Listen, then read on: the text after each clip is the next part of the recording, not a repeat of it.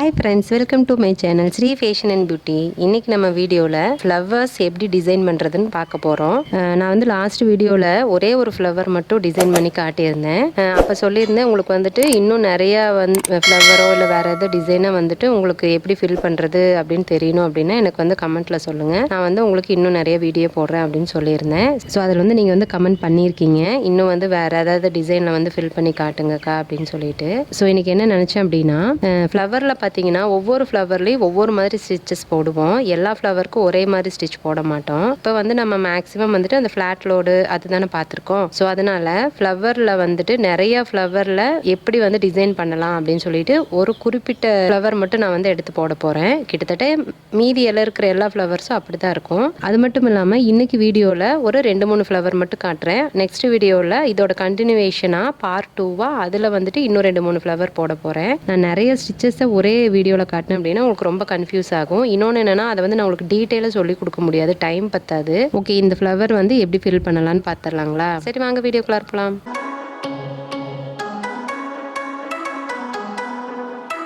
நான் எப்பயும் சொல்கிற மாதிரி உங்களுக்கு எங்கே ஸ்டார்ட் பண்ணால் கை வசதியாக இருக்குமோ அங்கே பண்ணிக்கோங்க. இப்போ நீங்கள் நினைக்கலாம், ஐயோ இங்கே ரவுண்டாக இருக்கே, நம்ம போடுறப்ப இப்படி ஸ்ட்ரெயிட் கோடு தானே வரும், என்ன பண்ணுறது அப்படின்னு சொல்லிட்டு. அது பிரச்சனை இல்லை. ஏன்னா இந்த ரவுண்டுக்குள்ளார நம்ம வந்து ஃபில் பண்ணுறப்ப இந்த இடத்துல அந்த ஸ்ட்ரெயிட்டாக வர தையல் தெரியாது அவ்வளோக்கா. ஸோ அதனால் நீங்கள் அதெல்லாம் ஒன்றும் வந்து கேர் பண்ண வேண்டாம். நீங்கள் நார்மலாக எப்பயும் போல் ஸ்டிச் போடுங்க.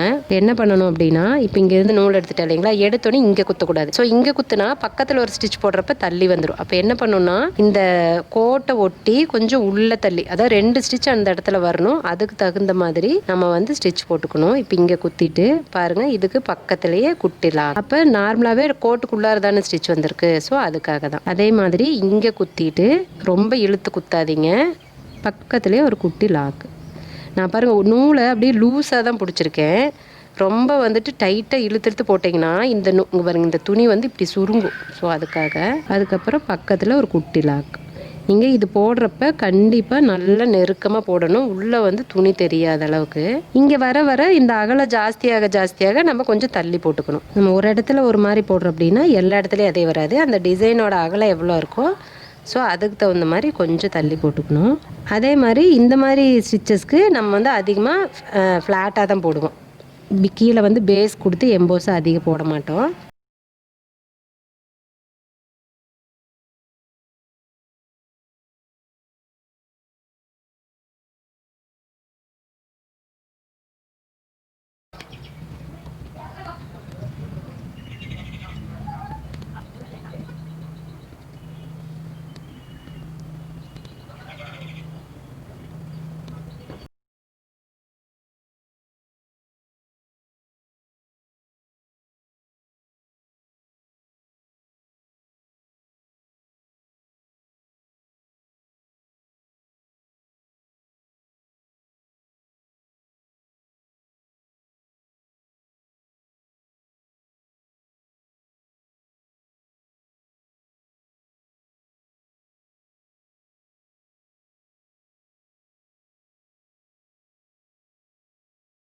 பாருங்கள், இந்த மாதிரி தான். இப்போ வந்து நம்ம இந்த இடத்துல 2 லைன் அவுட்லைன் கொடுப்போம். ஸோ இந்த கேப் வந்து கரெக்டாக ஃபில் ஆயிரும். நீங்கள் வந்து இப்படி கொஞ்சம் எனக்கு உள்ளே வந்து போடுறதுக்கு வரலைங்க அப்படின்னா நீங்கள் வந்து அந்த வரைஞ்சது மேலே கூட போட்டுக்குங்க, ஒன்றும் தப்பு இல்லை.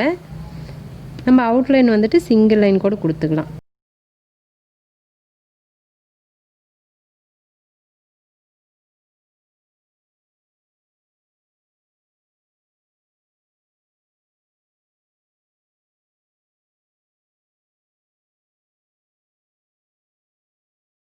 ஓகேங்களா, இதே மாதிரி தான் எல்லா டிசைனும் போடணும். நான் மீதி பெட்டல்ஸ் போட்டுட்டு காட்டுறேன். ஏன்னா இது ஃபுல்லாக போட்டால் கண்டிப்பாக இந்த ஒரு வீடியோவில் இது மட்டும் தான் போட முடியும். ஸோ அதனால் நான் ஃபுல்லாக போட்டுட்டு காட்டுறேன். பாருங்கள், நான் எல்லா பெட்டல்ஸும் போட்டு முடிச்சிட்டேன். இப்போ வந்து அவுட்லைன் கொடுத்துடலாம். நான் அவுட்லைனுக்கு ஜரியில் தான் கொடுக்க போகிறேன். ஃபஸ்ட்டு வந்துட்டு இந்த ரவுண்டு கொடுத்துட்றேன். நான் ரவுண்டு போடுறப்ப கரெக்டாக இந்த ஸ்டிச்சை ஒட்டி போடுங்க. இதுக்கு வந்து நீங்கள் பீட்லேயும் கொடுத்துக்கலாம். நான் வந்து இன்றைக்கி ஃபுல் அண்ட் ஃபுல் த்ரெட்லேயே காட்டுறதுனால நான் வந்து த்ரெட்டில் போடுறேன்.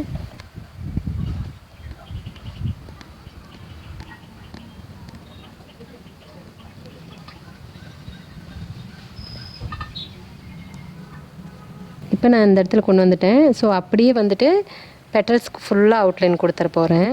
ஃபஸ்ட்டு அவுட்லைன் கொடுக்குறப்போ நம்ம வந்து டபுள் லைன் கொடுக்க போகிறோம். ஸோ அதனால் இந்த ஸ்டிச்சை ஒட்டி, இந்த தையல் இந்த ஓரம் இருக்கு இல்லைங்களா, இதை ஒட்டி ஃபஸ்ட்டு கொடுங்க. அதுக்கப்புறமா பக்கத்தில் கொடுத்துக்கலாம்.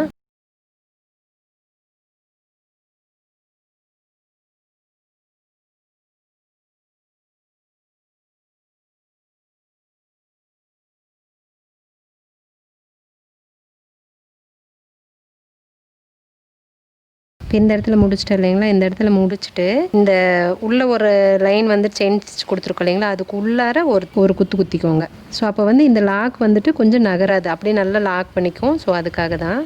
இப்போ என்ன பண்ணணும்னா இதை சுற்றி திருப்பி போட வேண்டாம், நம்ம ஃபுல்லாக எல்லா லைனும் கொடுத்துட்டு செகண்ட் லைன் கொடுக்குறப்ப திரும்ப இதுக்குள்ளார போய்க்கலாம். ஸோ அதனால் இதை ஒட்டி அடுத்த தையல் இப்படி போட்டுக்கோங்க. இதை ஒட்டி சென்டரில் கேப் இருக்கட்டும், ஏன்னா நம்ம 2 லைன் போட போகிறோம். அதனால்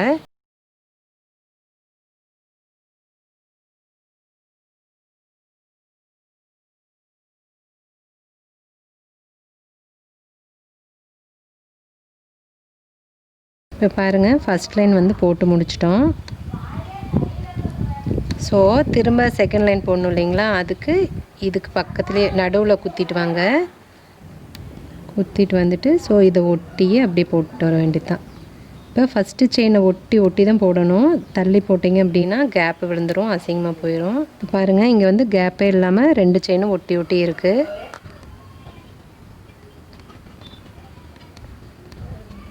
இதே நீங்கள் வந்து பீடில் கொடுக்குற மாதிரி இருந்தால் 2 லைன் தர தேவையில்லை, சிங்கிள் லைன் போட்டிங்கனாவே போதும். ஏன்னா பீடில் இன்னும் அகலம் வரும் ஸ்டிச்சு. ஸோ வந்து கரெக்டாக இருக்கும். இப்போ இந்த இடத்துல திருப்ப இப்படி பின்னாடி சைடு குத்திக்கோங்க. குத்திட்டு திரும்ப இதை ஒட்டி போடுங்க. ஒரு லைன் கொடுத்தாலும் அழகாக தான் இருக்கும். பாருங்கள், அந்த சைடெல்லாம் இருக்கிறதெல்லாம் ஒரு லைன் தானே இப்போ இருக்குது, அதுவும் அழகாக தான் இருக்கும். பட் என்னென்னா 2 லைன் கொடுக்குறப்ப இன்னுமே சூப்பராக நல்லா அந்த டிசைன் வந்து நல்லா அழகாக இருக்கும் பார்க்குறதுக்கு. இதுக்கு நீங்கள் ஜரியில் தான் கொடுக்கணுங்கிறது இல்லை, இதே சில்க் த்ரெட்டில் சேம் கலர்லேயும் கொடுத்துருக்கலாம். இல்லை அப்படின்னா நம்ம வந்து இதுக்கு கான்ட்ராஸ்ட்டாக என்ன கலர் இருக்கோ அதுவும் கொடுக்கலாம்.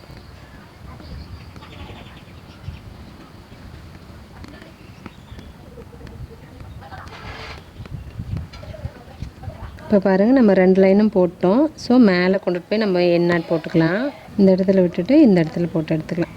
பாருங்கள், இப்போ தெரியுது பாருங்கள், 2 லைன் வந்துட்டு அவுட்லைன் கொடுக்குறப்போ எவ்வளோ சூப்பராக நல்லா பிரைட்டாக தெரியுது அப்படின்னு. ஸோ இதெல்லாம் வந்துட்டு நம்மளோட க்ரியேட்டிவிட்டி தான். நமக்கு எப்படி கொடுக்கணும்னு தோணுதோ அந்த மாதிரி கொடுத்துக்கலாம். இப்போ ஈஸியாக வேலை முடியணும் அப்படிங்கிறதுக்காக நான் ஒரு பெரிய சைஸு குந்தன் ஸ்டோன் ஒட்டிட்டேன். இதில் கொஞ்சம் ஒட்டலை தைச்சிருக்கேன். இங்கே பாருங்கள், இந்த சைடில் தைக்கிற மாதிரி தான் இதை கொடுத்துருக்காங்க பெரிய சைஸுங்கிறதுனால. ஸோ அப்படியே ஜரி த்ரெட்லேயே வச்சுட்டு தைச்சி விட்டுட்டேன்.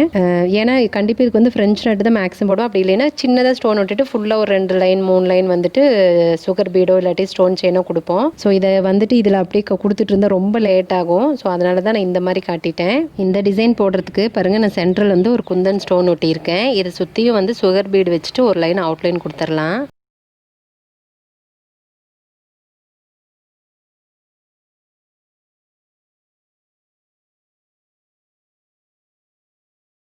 அதே மாதிரி பீடு வைக்கிறப்ப ரொம்ப இந்த ஸ்டோன் இப்படி தள்ளி வைக்கக்கூடாது.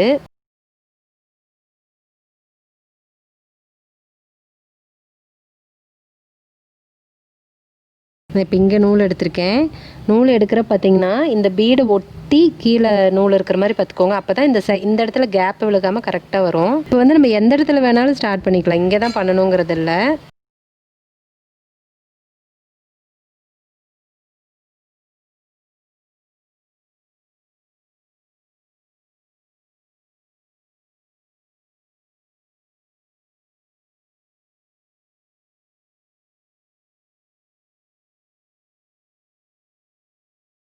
நம்ம எந்த டைரெக்ஷனில் வந்துட்டு பீட் போடுறோமோ அந்த டைரெக்ஷனுக்கு நீடில் வந்து திருப்பிக்கலாம். இப்போ பாருங்கள், கரெக்டாக இந்த பீடை ஒட்டி வரணும். ஸோ அப்போ தான் வந்துட்டு ஸ்டிச் வந்து நல்லாயிருக்கும். இப்போ நீங்கள் கேட்பீங்க, ஐயோ இங்கே முடிஞ்சிருச்சுல எப்படி இந்த சைடு கொண்டு வருது அப்படின்னு. இதுக்கு என்ன பண்ணலாம் அப்படின்னா, போட்டுட்டு கொஞ்சம் மேலே தள்ளி ஒரு குட்டி ஒரு லாக் போட்டுக்கோங்க. ஓகேங்களா? போட்டுட்டு இதை வந்து இந்த பீடை ஒட்டியே ஸ்டிச் போட்டுவாங்க இதே நூல்லையே. ஏன்னா அப்போ வெளியில் தெரியாது. நீங்கள் இப்படி தள்ளி போட்டிங்கன்னா தான் தெரியும், இந்த பீடை ஒட்டி போட்டிங்கன்னா தெரியாது. ஸோ என்னென்னா நம்ம வந்து எண்ணாட் போடாமல் கொண்டு வந்துடலாம். அதுக்காக தான் நம்ம நார்மலாக இப்படி தான் வந்து ஸ்டிச் பண்ணுவோம். அடுத்தது இங்கேருந்து ஸ்டார்ட் பண்ணிக்கிறோம் நம்ம.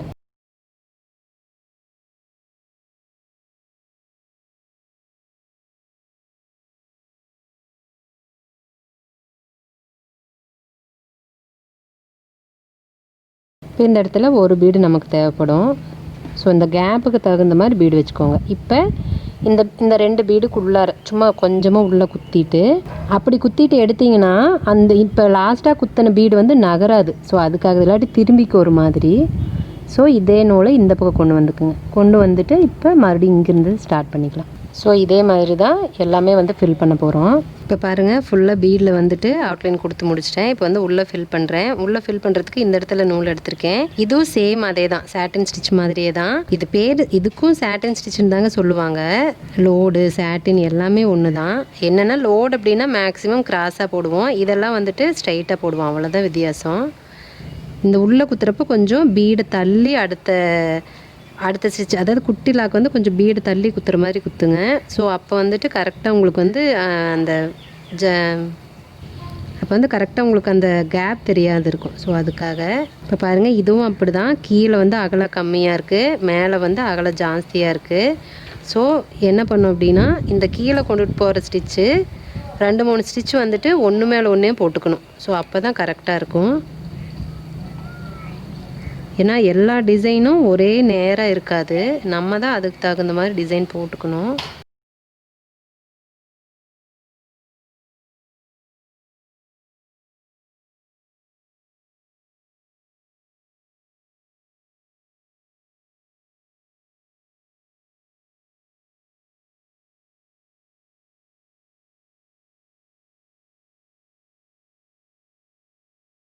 பாருங்கள் இதே மாதிரி தான் எல்லா பெட்டல்ஸுமே ஃபில் பண்ணணும்.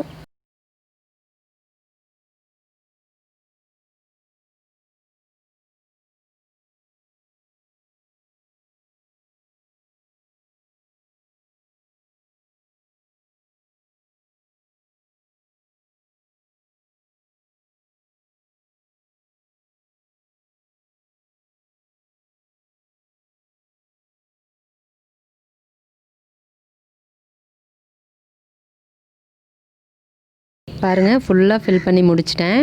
எவ்வளோ சூப்பராக இருக்குது பார்த்தீங்களா? நீங்கள் வந்து பீட் வச்சு ஃபில் பண்ணுறது வந்து ரொம்ப ரொம்ப ஈஸி. உங்களுக்கு பீடு வச்சிட்டிங்கன்னா இந்த சைடு கேப் தெரியாமல் ஈஸியாக ஃபில் பண்ணிட்டு போயிடலாம். பீடு வைக்கலனாலும் ஒன்றும் பிரச்சனை இல்லைங்க. நீங்கள் ஃபில் பண்ணி முடிச்சுட்டு அதுக்கப்புறம் இங்கே நம்ம அவுட்லைன் கொடுத்தோம் பார்த்தீங்களா, அதே மாதிரி கொடுத்தீங்கன்னா ரொம்ப சூப்பராக வந்துடும். இப்போ எப்போவுமே வந்து நம்ம டிசைன் ஃபில் பண்ணுறப்போ இந்த மாதிரி அப்படியே விட்டுறக்கூடாது. அதாவது வெறும் இந்த அவுட்லைன் மட்டும் பீடில் கொடுத்துருக்கோம் பார்த்தீங்களா, இந்த மாதிரி விட்டுறக்கூடாது. இதுக்கு என்ன பண்ணலாம் அப்படின்னா, உள்ளே நம்ம என்ன கலரில் த்ரெட்டில் போட்டிருக்கோமோ அதே த்ரெட்டில் வெளியில் ஒரு லைன் வந்துட்டு செயின் ஸ்டிச் கொடுத்தீங்க அப்படின்னா இன்னும் நல்லா அந்த டிசைன் வந்து என்ஹான்ஸ் பண்ணி காட்டும். இதெல்லாம் வந்துட்டு நம்ம யோசிச்சு எந்த மாதிரி பண்ணலாம் அப்படின்னு சொல்லிட்டு பண்ணிக்கிறது தான். நார்மலாக எப்போவுமே வெளியில் ஒரு லைன் வந்துட்டு கண்டிப்பாக அவுட்லைனில் செயின் ஸ்டிச் கொடுப்போம். அது லீஃபாக இருந்தால் கூட அந்த மாதிரி கொடுப்போம். ஸோ நானும் இதே கலர்லேயே வெளியில் வந்து செயின் ஸ்டிச் கொடுத்துக்கிறேன்.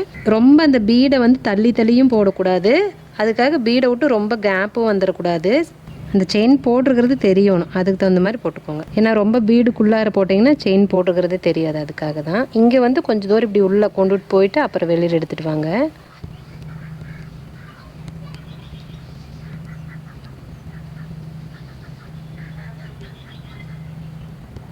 இப்போ பாருங்கள் அவுட்லைன் கொடுத்துட்டோம். இதில் வந்து அவ்வளோக்கா தெரியல, ஏன் அப்படின்னா இது அதே கலரில் துணி இருக்கா, ஸோ அதனால் அவ்வளோக்கா தெரியல.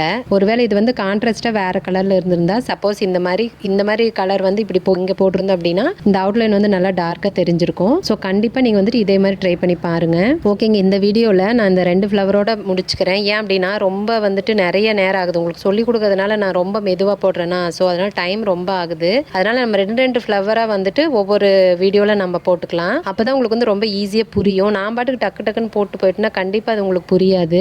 ஓகே, கண்டிப்பாக இந்த வீடியோ வந்து உங்களுக்கு யூஸ்ஃபுல்லாக இருக்கும்னு நான் நம்புறேன். வீடியோ பிடிச்சிருந்ததுன்னா வீடியோ லைக் பண்ணுங்கள், உங்கள் ஃப்ரெண்ட்ஸ்க்கெல்லாம் ஷேர் பண்ணுங்கள். உங்களோட கமெண்ட்ஸ் எதுவாக இருந்தாலும் கமெண்ட் பாக்ஸில் தெரிவிங்க. உங்களுக்கு என்ன டவுட் இருந்தாலும் சரி நீங்கள் தாராளமாக என்ன கேட்கலாம், நான் கண்டிப்பாக உங்களுக்கு வந்துட்டு கிளியர் பண்ணுறேன். அதே மாதிரி என்னோட வீடியோஸ் எல்லாம் உங்களுக்கு ரொம்ப பிடிச்சிருந்துச்சுன்னா, என்னோட வீடியோஸ் பார்த்து நீங்கள் நிறைய விஷயம் கற்றுக்கணும்னு ஆசைப்பட்டீங்க அப்படின்னா ஃபஸ்ட்டு சேனலை சப்ஸ்கிரைப் பண்ணிக்கோங்க. பக்கத்துலேயே பாருங்கள் ஒரு பெல் ஐக்கன் வரும், அதையும் தட்டி விட்டுருங்க. ஸோ அப்போ தான் நான் எப்போல்லாம் வீடியோ அப்லோட் பண்ணாலும் உங்களுக்கு உடனே நோட்டிஃபிகேஷன் வந்துடும். ஸோ என்னோட வீடியோஸை நீங்கள் வந்து மிஸ் பண்ணாமல் பார்க்க முடியும். ஓகே ஃப்ரெண்ட்ஸ், இந்த வீடியோ இதோட முடியுது. நான் இன்னொரு வீடியோவில் உங்களை மீட் பண்ணுறேன். பாய், தேங்க்யூ.